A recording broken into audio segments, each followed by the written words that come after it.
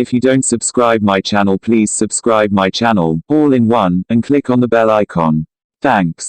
Tell me in comments which kind of videos you want to see so I would make such a video. Mirza साहब, ये ISI जो है हमारी, ये वाकई कोई दुनिया की बहुत बड़ी कोई खौफनाक किस्म की एजेंसी है, या हम खुद ही कहते हैं कि सबसे बेहतरीन एजेंसी है पाकिस्तान में? ये वाकई मतलब इन रियल आप स्ट्रेट सवाल। डॉक्टर साहब,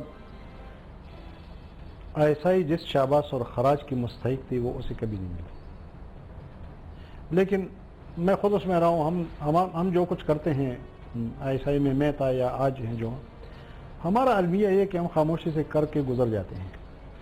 जैसे आज जनरल हमीद गुल हमने नहीं, कल शुजा खानज़ादा, हम एक टीम में थे, मैं और शुजा खानज़ादा। मैं पंजाब, जी, मैं इस्लामाबाद का स्टेशन चीफ था, वो बलूचिस्तान के स्टेशन चीफ थे। अच्छा, तो एक ही वक्त में अब कल शुजा खानज़ादा का तो रोल इंटीरियर मिनिस्टर की हैसियत से सामने आता है।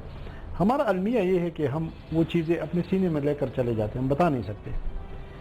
मैं जिस ISI का हिस्सा था, उसने तारीख की सबसे बड़ी खुफिया जंग लड़ी और सबसे सफाक सुपर पावर के खिलाफ, और वो जंग वो जीत गई, और ऐसी जीती कि उसने उस सुपर पावर की तारीख बदल दी। वो जहाँ भी गया था वापस नहीं गया था। एक बार उनका एक सदर मर गया था, तो ज़िया-उल-हक उनके आखिरी रसूमात में गया था, तो ज़िया-उल-हक की उन्होंने बेइज्जती की थी वहाँ पर, जंग ज़िया की। तो वापस आए तो रसीन एम्बेसडर मिलने आया और एक डॉक्यूमेंट दिया और कहा कि एक्सीलेंसी, मिस्टर प्रेसिडेंट नहीं गई।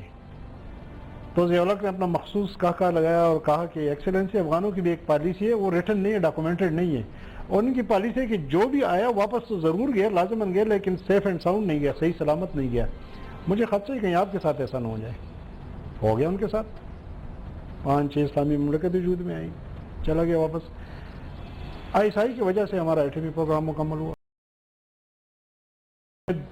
अपने अहद के सबसे बड़े दहशतगर्द तंजीम का सामना था जुल्फ़िकार का, जिसके पीछे 5 रियासतें थी, including super power Russia, India, Afghanistan, Libya and Syria.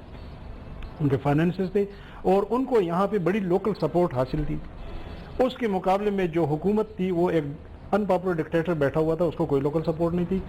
हमने उसको स्मैश किया। बड़ी ताकतवर तंजीम थी, उसके पास पैसा भी था, वसाइल भी थी।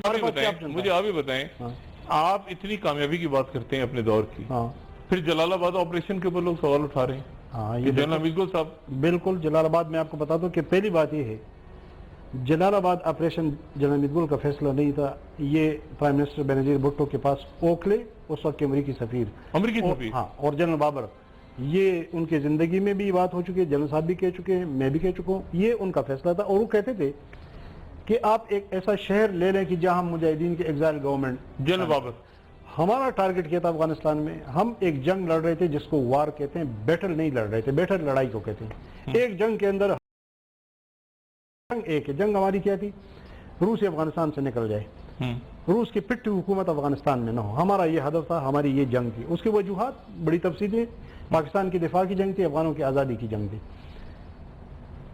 जलालाबाद का बैटल हम लूज कर गए। काबुल से रूसी चले गए कि नहीं गए, उसकी पिट्ठू की हुकूमत खत्म हो गई कि नहीं होगी, हमारा हदफ तो वार था, बैटल नहीं थी। दूसरी, ये सिर्फ जलालाबाद नहीं, सिर्फ बड़े बड़े डिबेकल्स बैटल्स में